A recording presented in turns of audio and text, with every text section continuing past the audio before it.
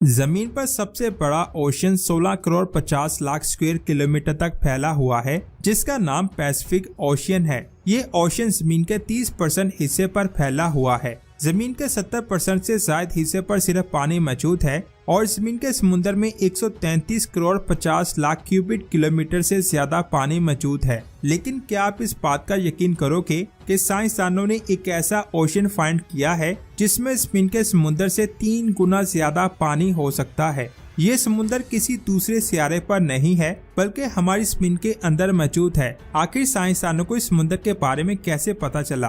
कई लोग सोचते हैं कि जो समुद्र हमें जमीन पर नजर आता है वो इतना ज्यादा गहरा है कि उसकी गहराई जमीन की कोर तक जाती है, लेकिन हकीकत में ऐसा नहीं है। जमीन पर मौजूद ओशन का सबसे डीप पॉइंट चैलेंजर डीप है, जो पैसिफिक ओशन में मौजूद है। इसकी गहराई 10,935 मीटर है, जबकि बाकी ओशन की गहराई सिर्फ 3,600 मीटर है। अगर हम इन ओशंस को जमीन की लेयर के लिहाज से देखें तो ये ओशन सिर्फ जमीन की क्रस्ट तक ही फैले हुए हैं, उससे नीचे नहीं जा सकते और क्रस्ट जमीन का सिर्फ 1% हिस्सा है। हाल ही में साइंसदानों ने जमीन की अंदरूनी लेयर्स में सरफेस की निस्बत 3 गुना ज्यादा बड़ा ओशन फाइंड किया है। साइंस के मुताबिक ये ओशन अपर और लोअर मेंटल लेयर के आसपास मौजूद होगा, यानी जमीन की सरफेस से 2000 किलोमीटर नीचे। लेकिन यहाँ ये सवाल आता है कि साइंस को इतनी गहराई में ये कैसे मिला? हाल ही में साइंसदानों को अफ्रीका के एक मुल्क बोट्सवाना में एक डायमंड मिला था, जिसके बारे में ये ख्याल किया गया कि ये डायमंड वोल्केनिक एरप्शन की वजह से जमीन की सतह पर आया है, लेकिन इससे पहले ये जमीन से 660 किलोमीटर नीचे था। अब आप ये सोच रहे होंगे कि हमें ये कैसे पता चला कि ये डायमंड 660 किलोमीटर नीचे था। ये बात जर्मनी के एक इंस्टीट्यूट फॉर जियो साइंस के साइंसदानों ने इस डायमंड को रोमन इलेक्ट्रोस्कोप की मदद से एनालाइज करके पता लगाई थी कि ये 660 किलोमीटर की गहराई से आया है। ये बात आप जान लें कि इलेक्ट्रोमैग्नेटिक स्पेक्ट्रम में हम मॉलिक्यूल्स के फिंगरप्रिंट्स के जरिए उसके बारे में सब कुछ जान पाते हैं कि वो कैसे बना और वह जमीन की कितनी गहराई में मौजूद है। बोट्सवाना में मिलने वाले डायमंड में साइंसदानों को रिंग वॉटी और वेट्सलाइटी के नाम से 2 मिनरल मिले। इन दोनों में एक खासियत है कि ये दोनों मिनरल अपने अंदर पानी की काफी ज्यादा मिकदार को जज़ब कर लेते हैं। साइंसदानों को उस मिलने वाले डायमंड में पानी मिला और ये पानी उसी समुद्र का है जिसकी हम बात कर रहे हैं। अब सोचने वाली बात ये है कि आखिर जमीन की गहराई में इतना बड़ा समुद्र कैसे बना? जमीन की सरफेस बहुत ज्यादा टेक्टोनिक प्लेट से बनी हुई है। ये प्लेट एक दूसरे को स्लाइड करती रहती हैं, जिससे नई प्लेट बनती रहती हैं। इस प्रोसेस को सबडक्शन कहा जाता है और ये प्रोसेस ओशन की सरफेस में सबसे ज्यादा मिलता है। ये सबडक्शन वोल्केनिक एरप्शन की वजह से बनती है और जब ये प्रोसेस हो रहा होता है तो इसके दौरान कुछ टेंट्स बन जाते हैं, जिनकी वजह से समुद्र का पानी जमीन के नीचे जाना शुरू हो जाता है और ये पानी कई अरब सालों से नीचे जा रहा है, जिसकी वजह से जमीन के नीचे इतना बड़ा समुद्र बन गया। इससे हमें एक और बात पता चलती है कि जमीन के हाइड्रोलॉजिकल साइकिल, जिसमें बारिश से लेकर इवेपोरेशन जैसे प्रोसेस शामिल हैं, वो सिर्फ जमीन की ऊपर वाली सतह तक नहीं रहते बल्कि इसका ताल्लुक जमीन की अंदरूनी लेयर से भी है। जिस ओशन को साइंसदानों ने जमीन की अंदरूनी लेयर्स में फाइंड किया है वो जमीन के ऊपर मौजूद समुद्र की तरह लिक्विड नहीं है, बल्कि वहाँ पर पानी पत्थरों के दरमियान क्रिस्टल की शक्ल में मौजूद है, यानी पानी जमा हुआ है। और ये पहली बार नहीं हुआ कि जमीन के अंदर ओशन की बात सामने आई है, बल्कि इससे पहले भी एक साइंसदान जोलस ने 19वीं सदी में सबसे पहले जमीन के अंदर ओशन के मौजूद होने का आइडिया दिया था और 21वीं सदी तक आते आते हमें इसके सबूत मिलना शुरू हो गए। अब सोचने वाली बात यह है कि ये ओशन असल में कितना बड़ा है और जमीन के किन किन एरियाज में फैला हुआ है। इन सारी बातों के बारे में हमें आने वाले वक्त में ही पता चलेगा, लेकिन ये बात हकीकत है कि ये ओशन असल में मौजूद है। अब यहाँ एक सवाल आता है कि क्या हम इसके पानी को जमीन के अंदर से निकाल कर सतह पर ला सकते हैं? तो दोस्तों, ऐसा करने के लिए हमें सबसे पहले इस ओशन तक जाना होगा। लेकिन अभी के लिए फर्ज कर लेते हैं कि ये जमीन के नीचे 600 किलोमीटर की गहराई से शुरू होता होगा, तो क्या हम इतनी गहराई तक जा सकते हैं? तो इसका जवाब है नहीं। 1970 में सोवियत साइंसदानों ने रशिया और नॉर्वे के बॉर्डर के करीब एक सुपर डीप बोर होल को ड्रिल करना शुरू किया। 1989 तक वो 12,262 मीटर की गहराई में पहुंच गए। ये इंसानी तारीख में किया गया सबसे गहरा बोर होल था और हमारे पास अभी जो भी टेक्नोलॉजी है उसकी मदद से हम इससे ज्यादा नीचे तक नहीं जा सकते। यानी फिलहाल उस पानी को जमीन पर लाने के लिए हमारे पास कोई भी अच्छा तरीका मौजूद नहीं है, लेकिन हकीकत में जमीन के अंदर पानी का बहुत बड़ा समुद्र मौजूद है। 2006 तक इंसानों का मानना था कि इंसान के बाल तभी सफेद होते हैं जिस वक्त वो बूढ़ा हो जाता है, लेकिन अल्लाह ने कुरान पाक में 8 से 1400 साल पहले ही बता दिया था कि इंसान के बाल शौक की वजह से भी सफेद होते हैं। सूरह मुज़म्मिल में अल्लाह शाह फरमाता है, अगर तुम कुफर पर अड़े रहोगे तो उस दिन की होलनाकियों से कैसे बचोगे जिससे बच्चों के बाल सफेद हो जाएंगे।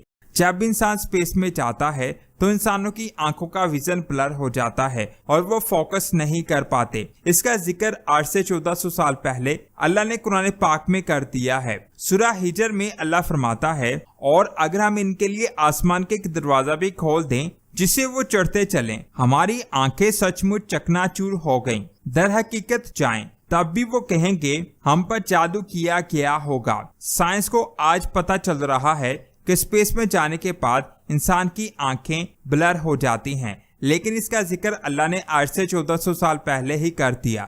साइंसदानों ने यह भी डिस्कवर किया है कि जब इंसान मर जाता है तो उसकी हड्डियां पत्थर और लोहे में बदल सकती हैं। इसे पेरिटाइज्ड फॉसिल्स कहा जाता है। इसका जिक्र अल्लाह ने 8 से 1400 साल पहले ही किया है। सूरह अल इसरा में अल्लाह फरमाता है, और वो तंजिया अंदाज में कहते हैं कि क्या जब हम हड्डियां और राख हो जाएंगे तो क्या वाकई हम नए सिरे से उठाए जाएंगे? ए नबी कहो, हाँ, चाहे तुम पत्थर बन जाओ या लोहा। यानी साइंस आज दरियाफ्त कर रही है कि इंसान की हड्डियां पत्थर और लोहे में तब्दील हो जाती हैं, लेकिन इसका जिक्र अल्लाह ने 8 से 1400 साल पहले ही कुरान पाक में कर दिया है। अगर मैं बात करूं लोहे की, तो लोहा जमीन पर मुख्तलिफ शक्ल में पाया जाता है, लेकिन ये जमीन का मादा नहीं है, बल्कि ये आसमान से इस दुनिया में आया है।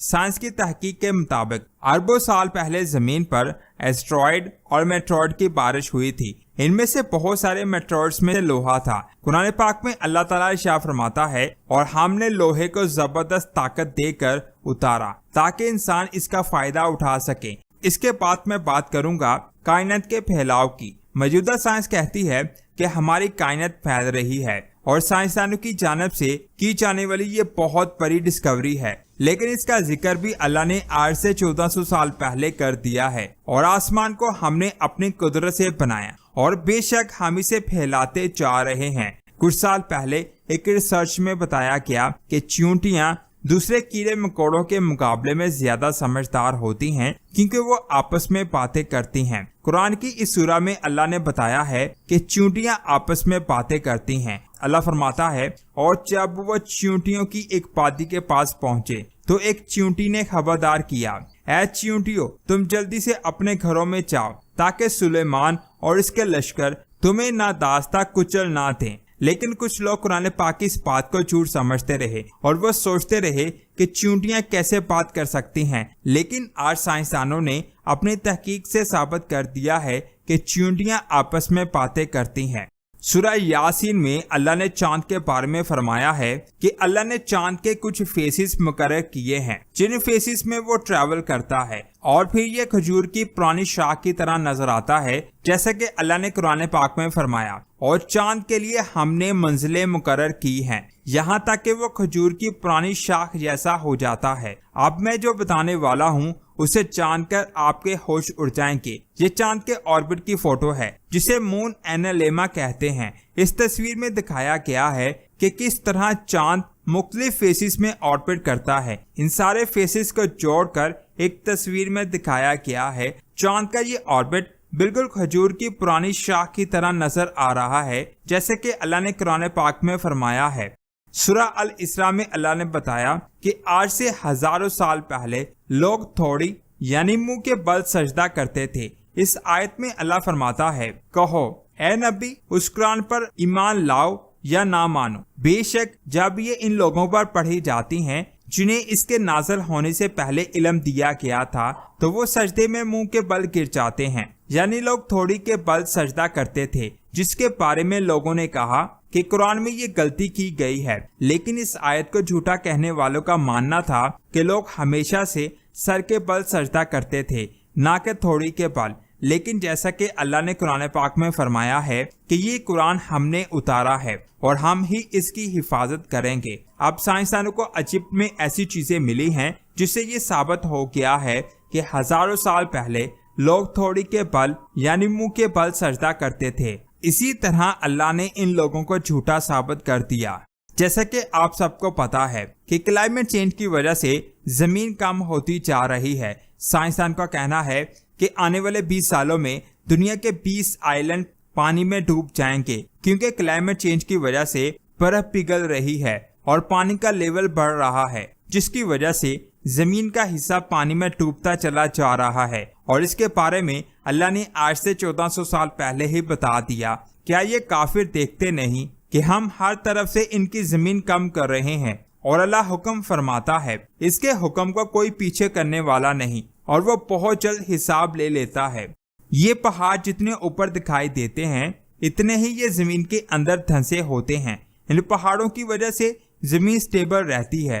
अगर अल्लाह ने जमीन पर पहाड़ ना बनाए होते तो जमीन पर जिंदगी कब की खत्म हो चुकी होती, क्योंकि हमारी जमीन हर वक्त हरकत करती है और इन पहाड़ों की वजह से जमीन की रोटेशन स्टेबल रहती है जब जमीन ऑर्बिट करती है। लेकिन इसके बारे में अल्लाह ने पहले ही कुरान पाक में बता दिया है। और हमने जमीन में पहाड़ बनाए ताकि लोगों के बोझ से हिलने और झुलने ना लगे, और इसमें खुले रास्ते बनाए ताकि लोग इन पर चलें। कुरान दुनिया की वाहिद किताब है जिसमें लिखा हुआ एक एक हरूफ सच्चा है, क्योंकि इसको सारी कायनात के मालिक अल्लाह ने लिखा है। मुझे उम्मीद है आज की वीडियो देखने के बाद आपके दिल की धड़कन तेज हो गई होगी और आपका दिल अल्लाह अकबर कह रहा होगा।